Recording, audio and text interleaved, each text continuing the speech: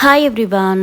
ఈరోజు స్పెషల్ ఏంటంటే శ్రావణ మాసం కదా, ఇంకా శక్తి టెంపుల్లో అయితే శ్రావణ మాసంలో 4 శుక్రవారాలు కుంకుమ పూజనైతే చేస్తారు. ఎందుకంటే కొందరికి ఒక్కొక్క వారం వీలవుతుంది, వీలు కాదు కదా. ఇంకా ప్రతి ఒక్కరికి కుంకుమ పూజ చేసుకోవాలని ఉంటుంది కాబట్టి వాటిని దృష్టిలో పెట్టుకొని ఇంకా శక్తి టెంపుల్ యాజమాన్యం అయితే 4 శుక్రవారాలు కుంకుమ పూజనైతే నిర్వహిస్తారు.